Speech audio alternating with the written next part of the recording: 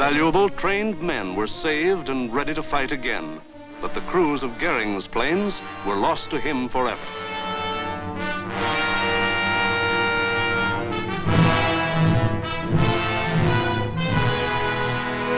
The pace was too hot. Something was going haywire. The Nazis had to call time out. On a 2,000-mile front from Norway to France, the whole Nazi Blitz program was being stalled because the RAF was still in the air. The shock troops were getting hoarse from singing, "We are sailing against England."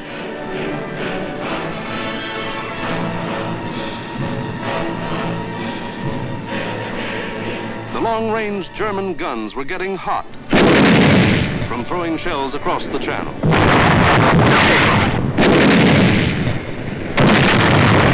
In public, Hitler assured the Germans, "Mr. Churchill tells his people that England will win, but I tell you that victory will belong to Germany." But in private, he sent for Goring, the boss of the Luftwaffe, and put him on the hot seat. Goring was told to do something and do it quick. So on August 30th, he ordered all-out attacks on inland aerodromes and industrial centers. Maybe he could knock out the RAF on the assembly line. And he adopted new tactics, too. More fighters and fewer bombers. Or maybe he just had fewer bombers to send. Anyway, those he did send were well protected. Fighters above at high altitudes. Fighters on both sides. Fighters in the front and in the rear. Fighters weaving in and out of the bomber formations. Britain, winner of the first round, was ready. With higher morale and sharper defense. Improved listening posts were set up all along the coast and warned of the enemy's approach before he left the continent. A quick flash from the control station to the fighter station, and pilots were on their way to meet the enemy while he was still over the channel.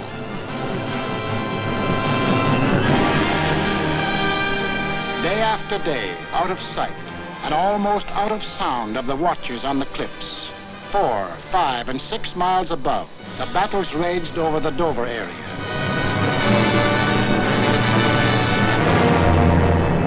The Dover area became known as Hell's Corner. By sheer weight of numbers, the enemy again and again broke through the coastal defenses.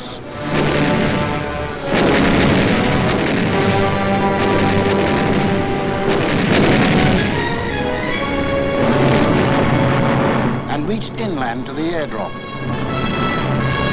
Aircraft plants, munition factories and machine shops.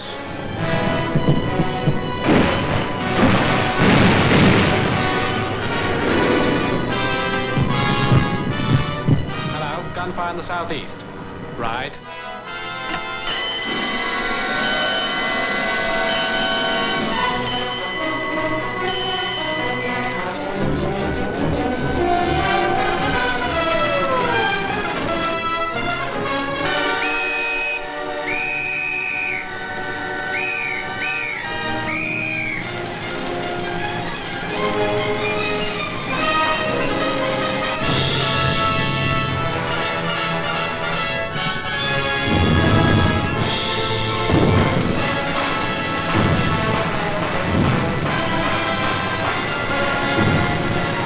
The workers kept on working,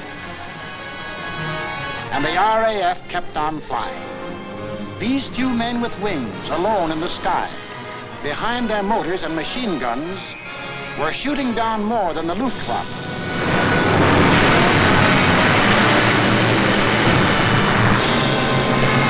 They were smashing the whole Nazi plan of world conquest.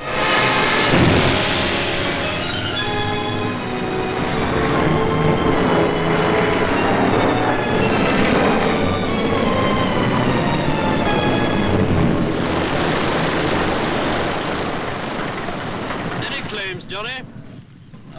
109 destroyed, Freddie, yes. Oh, good show. How'd you get on, sir? I had a wonderful party, thanks. Are you all right? You get any of the batters? Yes, I got a measurement 109 in Adonia. Between August 24th and September 5th, 35 major attacks were launched.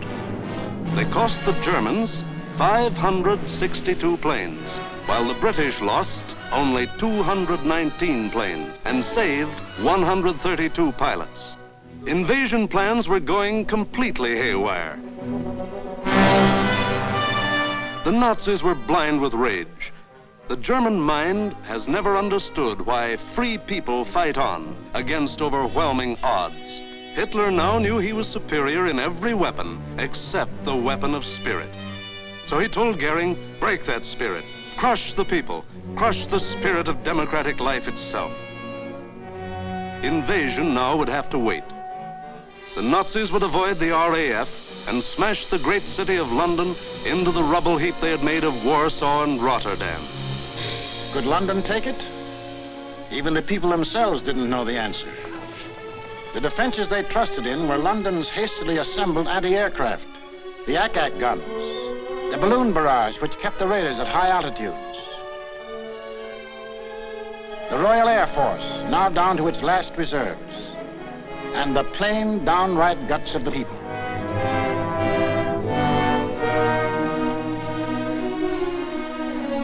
They sent more children out of the city.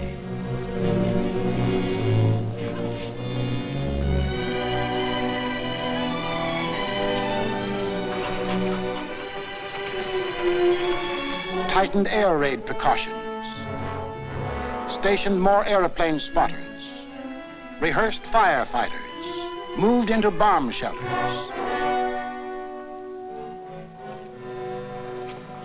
They blacked out their city and carried on.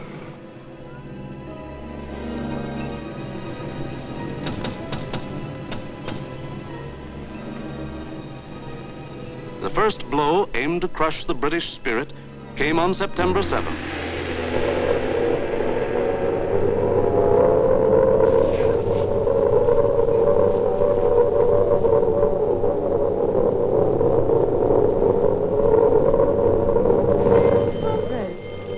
Roof reports planes coming in. Control room speaking. Customers and staff will now take cover in the basement. Please do not run, but keep moving. Down the stairs, or you can use the escalator.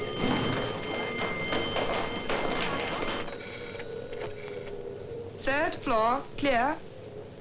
Second floor clear. First floor, clear. That day, when 375 German planes came roaring up the Thames River, the Battle of Britain became the Battle of London.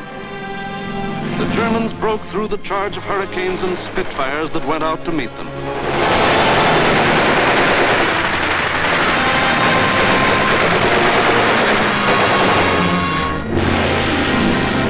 Gone was any pretense of aiming at military objectives. This was just savage destruction.